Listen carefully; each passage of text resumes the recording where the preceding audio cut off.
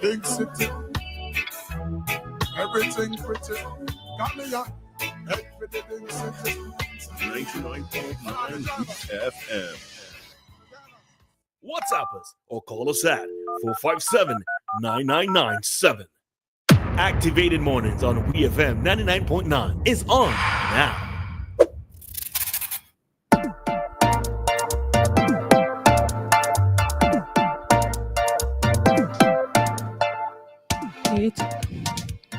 Eight to 10. Roleza and Dianna back on the mic again. We come to talk. We ain't come to walk. That's because we're sitting. Big boss. Meet the pana big boss. I go at all. Big boss. Listen, my dear people, I am just here trying to be all that I can be, as best that I can be for you this morning, okay? But and I'm not helping because I'm constantly teasing her. Yes, but I'm not saying I'm going to write a song on you. It's all right. It's all right. I promise you, my listeners, I promise you that I will be writing you a song, a song for Christmas, okay? Well, not a whole song. I'll be doing you a little jingle or something. So I will speak with the program manager and see, how we can organize a little recording with a little instrumental in the background. And that is specially for you, okay? That is specially for you, my dear listeners. I got to give you a little Christmas special. And Roleza will be singing something on it as well. She will be on it. No questions asked. Oh, wow. Program manager, she will be on it. Okay, I'm telling you. So you will tell her that she will be on it. You will not ask her. You will I'm being given directives now. Well. We all the way home. Anyways, I just say random things at times, and that's okay. You just be who you are. Be yourself, because everybody else is taken. I stole that. I heard that from somewhere, right? Be yourself because everybody else is taken. We have a call, no? All right. No, we have a... Okay. All right then. So here we are on another Activated Mornings Talk segment right here on The Clean Fresh Sound and 99.9 WEFM. I have been saying that jingle since before I ever dreamed of coming to WEFM. I would be at work and I would be saying it, and my coworker would be, WEFM really need to hire you. And look, here I am at WEFM. Here I am. But anyways, we are here in our talk segment, and we have some interesting topics that we're going to discuss. Always remember that you are a part of the program. So you can call us so the listeners could hear your voice, and so we can hear you and hear what contributions you have to make. And how do you do that? 457-9997 or 532-9997. Any of those two numbers, you call us and we will talk. Right? So I just want to say big up to Bernard, and he enjoyed that Tupac that you played this morning. Ah, lovely. Tupac, one of the great rappers, Yes, not like some rappers today, but anyways. Trap is trash. Very much Trap is so. trash. Yeah. Anyways. They will come for us. Anyways, into our topic this morning. I opened the wrong thing here. Now we have some interesting topics here to discuss. The first one I want to go into is a case that you may have heard of a while back with a police officer in America that shot and killed a man in his apartment, thinking that she was in her apartment and somebody was in her apartment as an intruder, right? So the man, whose name is Botham Jean, was shot by Amber Geiger, she's an ex-police officer because she was, let go. She's an ex-police officer, and the family of Mr. Botham Jean has been awarded nearly $100 million in a federal civil trial. Let me repeat that. The family of Mr. Botham Jean, who was shot dead in his own apartment because a police officer thought that she had entered her apartment, his family has been awarded nearly $100 million in a federal civil trial. So just in case you're not familiar with the story, this police officer in America, she came home from work. She met her door, what she thought was her apartment door open. She went inside, saw a black man sitting there eating ice cream and thought, what is this black man doing in my house? Pow! Shot him dead. Turns out it was not her apartment. The man was sitting in his own apartment, having his ice cream, enjoying his ice cream, and she claimed that she thought it was the wrong apartment and she killed him. And his family has been awarded. Of course, the case was, had to go through court and trial and all of that. And they have been awarded nearly $100 million. And I am pleased. I am happy for them. When things like this happen, for me, no amount of money is ever enough. But I'm still pleased that something has been done. Something is being done, as it relates to this case. All right, so just to note, for those of you to jog your memory a bit, that Botham Jean, he was a St. Lucian, all right? Mm-hmm. He was a St. Lucian who was working in the States. Interestingly, recently I looked at another documentary with regards to this when the trial happened, and they were looking at trying to figure out how is it that she could have possibly been mistaken. Some of some of the reasons put forward was because she was working some very long hours. She came home tired and everything. And but even with that, there are still questions as to how many, did a sort of survey to see how many persons within the apartment who might have mistaken someone else's apartment for their own. So it was interesting.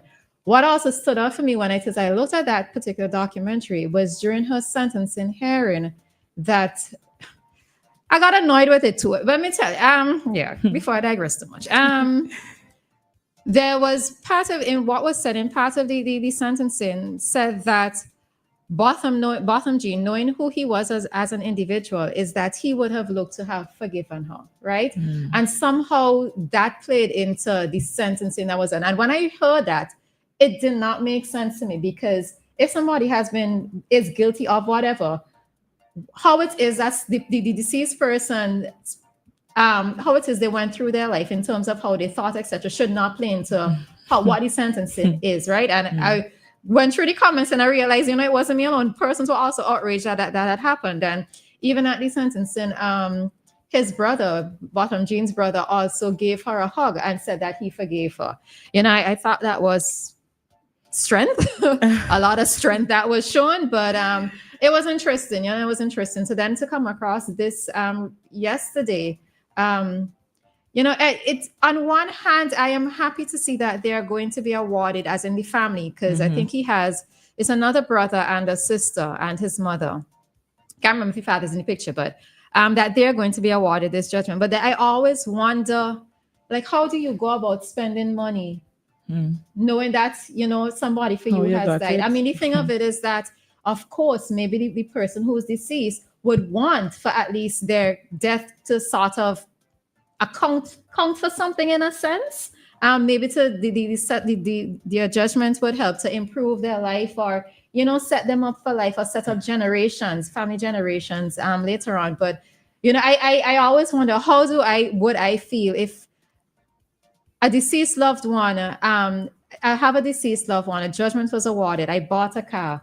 How would I feel driving around in this car? Because every time I look at the car, I'm going to remember where it is the money came from. But you know what?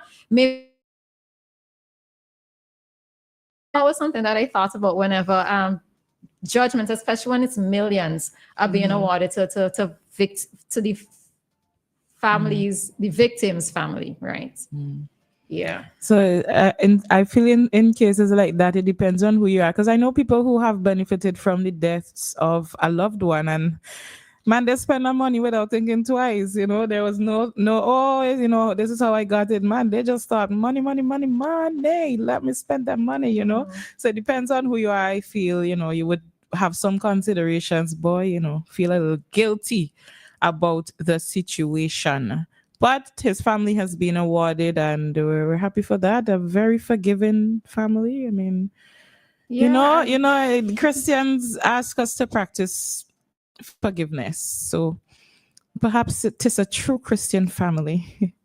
Unfortunate, the circumstances, being killed in your own home. Really, really madness, unfortunate. Which is madness. I mean, And this is my other thing too. You day relaxing. Yeah. If there is no other place you're supposed to feel safe, it's in your home. Exactly. You know, you didn't even get an Correct. alert to say that, okay, so there's an intrusion or there is going to be an intruder. You didn't hear like a glass breaking outside Yeah, so you could be on nothing. alert. Nothing. You know, you're just there sitting down eating ice cream. And then somebody just boom shoots you. That's it. This is how you're going to God, you know? 1 minute you're eating ice cream, the next minute you say, "Hey standing in front of God." St. Peter. It's like, jeez, no boy, not at all. But anyways, How did I get here? I know. Exactly that. Oh, anyways. We just have to chuckle at times so that we don't get too deep in the sadness, my dear people. All right. Now we're moving on to another story.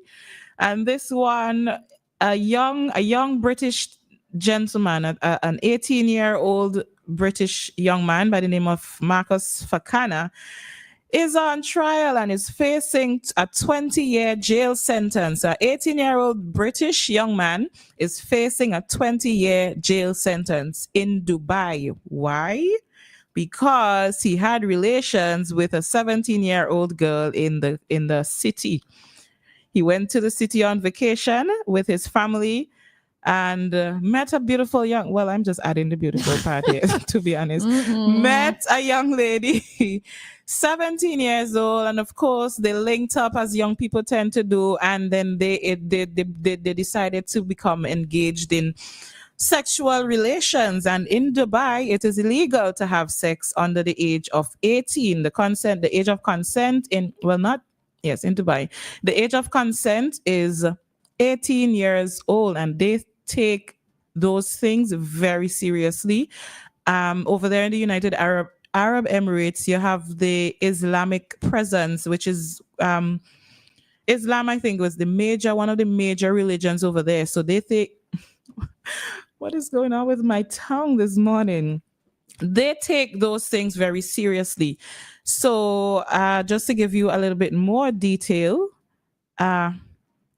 after the teenagers did what they did, they made plans to continue their teenage romance when they returned to London. That is according to a source from Dubai, right? But the campaign group says that now the young man is stuck in Dubai facing the 20-year prison sentence because the girl's parents looked through her phone and saw the communication between him and the young lady. And, like, as I said, they take those things very seriously over there and reported him.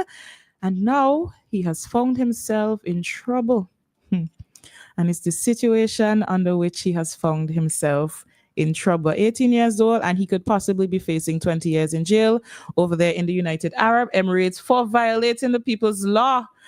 One of the important things to note when you're traveling to somebody's country, always do some research on the country. Always know what is acceptable, what is not acceptable, what you should do, what you shouldn't do, because you can't take what you know with you everywhere. Now, this young man probably did not know about this clearly, or maybe he knew and thought, we're not going to get caught. We don't know. But here is a situation where he went on vacation and was hoping to just go back home to his country. He met a young lady and thought, let me just have a little vacation romance. And the vacation romance may end him up in prison. All right. So important to note what has happened as well is that it's so Dubai had only recently legalized out of wedlock sex for tourists. All right. So because they were not married, this is why they're able to charge the young man. What else was of interest, and from reading this story, is that the girl and her family, they had already left Dubai. The young man and his family, they were still in Dubai. It wasn't until the young lady and her family got back to England that the parents saw the messaging, and then they reported the matter to the authorities. Now, to note that if this situation had happened in England where these two young persons hooked up, it would not have been a crime, right? Because, and the young lady, he's 18, she's 17. She's just a few months younger than him. So if it had happened in England, they would not have been charged, or he would not have been charged. But because it happened in Dubai, he is being charged. What it is that I was actually curious about is, what is the race or the ethnicity of the young lady? Because part of me wonders if it's a case where, let's say, if there are two different races, is it a case where they're very strict because they're saying that the girl's parents are very strict, right? Is it a case where the parents are very strict, and because she has interacted with someone outside of her race, why it is that they chose to call this in? There are many times when I look at like several documentaries and they speak so much about like honor killings that even happen in the UK amongst Indian families, because for some of them, especially if their parents are still adhering to the Indian tradition, even though they live in England, some of these young ladies or even some of the men, they cannot date outside of their race, right? Their ethnicity. They cannot date outside of it. And when this happens, they look at, especially with the women, as bringing shame to the family. And because you bring shame, somehow killing the girl actually seems to be better than facing the shame, right? A father would kill his daughter, or even, well, not so much, if not just father, but a male figure with a position of authority could do it, or does it, not could do it, does it. So that was one of the questions that came to me, is that, is it a case where they are maybe of two different races, and maybe this is why the parents chose to call it in. The thing about it, I don't know what the age of consent is in England. And it's almost something like a similar conversation that we could have here, where let's say if we are asking for the age of consent to be moved to 18, if an 18-year-old has sexual relations with a 17-year-old, would we actually look to charge that person, right? But I think it is possible, but in terms of like sentencing, etc., it would not be as harsh, right? If there's not a huge age disparity. But this is sad, I suppose. And I'm trying to figure out if the parents of the girl could not have dealt with this situation differently. Or even if they called it in, did they realize the severity of what is going to happen? So to face 20 years for this, it's rough. Yeah. Rough. But unfortunately, that is what it is. If he does go to jail, he's going to go in as a teenager, come back out as a full-blown. Well, I mean, at 18, you are considered an adult, but he's going to come back out as a full-blown man. But that is just what the situation is at the moment. All right. So we are going to head out of our talk segment at this time, and we will be back soon. Remember, we have Court's Desk coming up at 8:45. So if you want to hear about all the goodies that Courts has, and it's a lot, all right, you stay tuned for that segment.